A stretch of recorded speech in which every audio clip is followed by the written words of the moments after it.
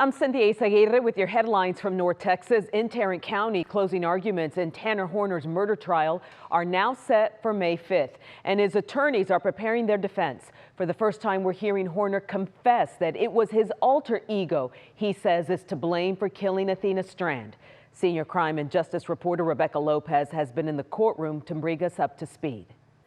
There was no jury again here in court today, but tomorrow they will begin hearing from defense experts about why they should spare Tanner Horner's life and not sentence him to death for the murder of 7-year-old Athena Strand.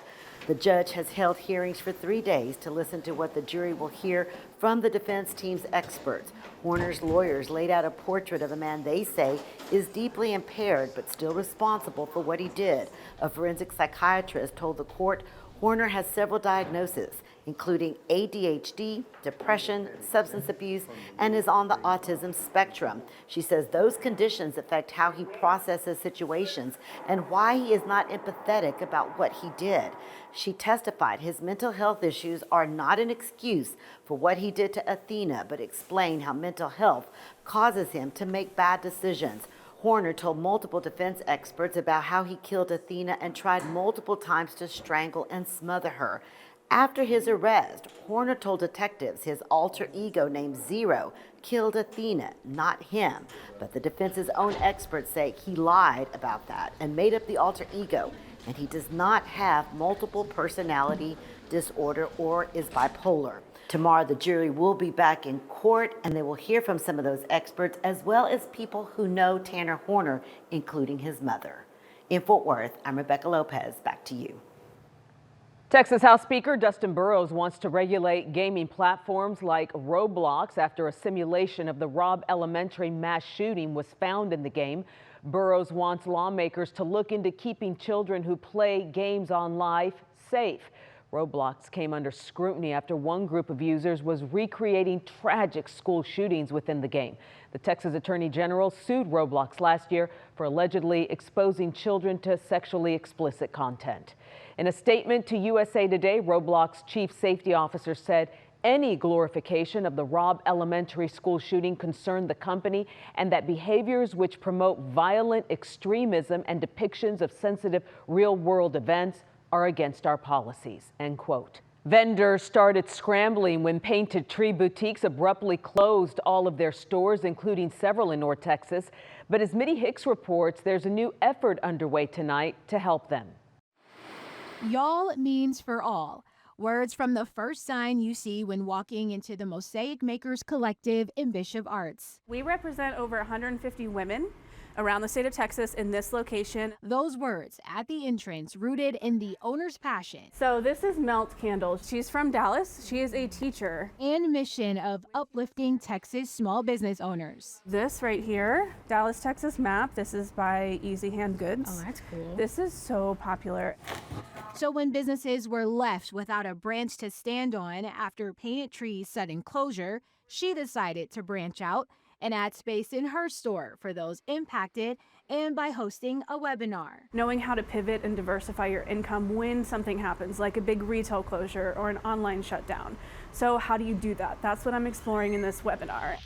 This is just a little old house that I have turned into a curated thrift store. Katie isn't the only one helping these businesses turn over a new leaf. She's got a really cool wardrobe. Kathy Alvarez of the Refine Closet in Frisco is making room for Maisie Lane, one of many businesses in North Texas impacted by the Painted Tree's closure. When they were just shut out of there, I felt terrible. Kathy is no stranger to change in this rotating thrift store. Pretty much there are 40 different vendors in here, 40 different booths where people rent for 2 weeks at a time and try their hand at selling their own closet, things that they have thrifted. She's hoping to clear even more shelf space for those who will also embrace change. There's somebody out there for everybody, and hopefully we can find your audience here.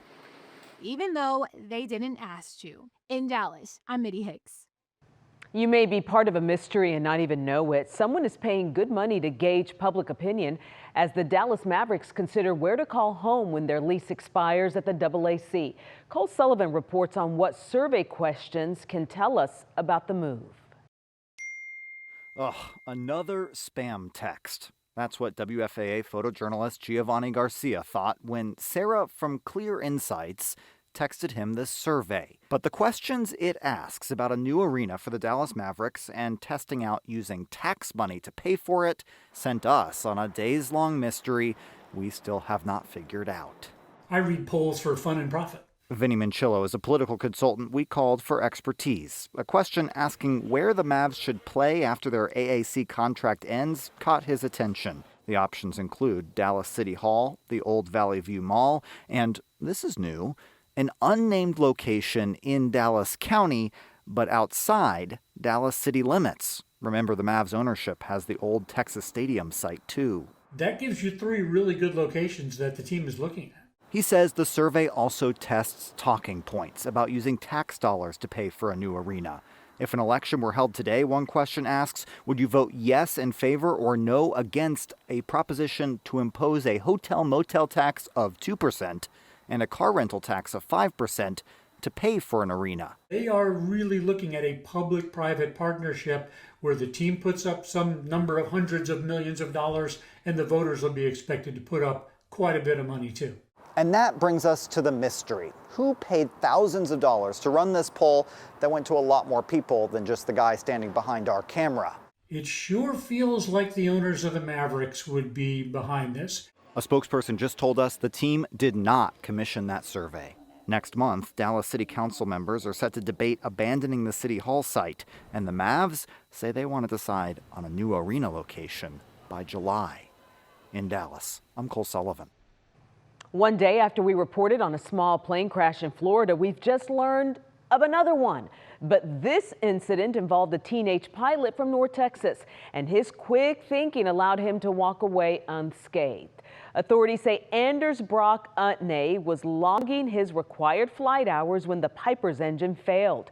He tried to turn back to Fort Lauderdale, but when he saw he wouldn't make it, Brock Utne aimed for the nearest patch of land. He brought that Piper to a screeching halt, at which point it flipped over and hit the road. Look at that plane, you look at where it was. He could have hit a tree. Everything would have been different if it had just been, just a few feet over. Brock Utne is 19 years old and was the only one aboard. He ended up having to catch an Uber back to Texas. Here at home, a high school senior in Dallas is hoping to create his own medical breakthrough. Tiffany Liu shows us how what started as a family crisis sparked a passion that's opening doors to the Ivy League. A huge part of my routine now. It becomes second nature to ask AI for answers. I self-study calculus with it. I use it to not only code and make tools. It's just helpful in every kind of way. But when it comes to writing his college essay, ChatGPT saved my dad's life. these are David Guerrero's words. I almost lost my dad. Written from the heart, inspired by artificial intelligence. And the only reason he is still here is because I took 30 minutes to sit down with him and teach him how to use ChatGPT. Last year, David's dad was feeling sick.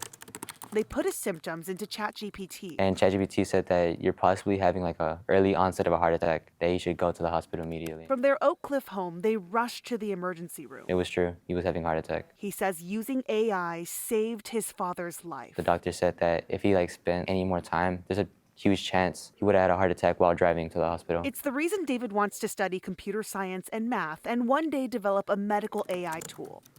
In a few months, this senior will graduate as valedictorian from W.H. Adamson High School. He's very special. His college counselor, Miss Janelli Flores, says he took months to write his essay. He was very stubborn about a certain sentence, where it would be, where it would go. David sent it in with his early decision application to his dream Ivy League. He's like, can I do Dartmouth?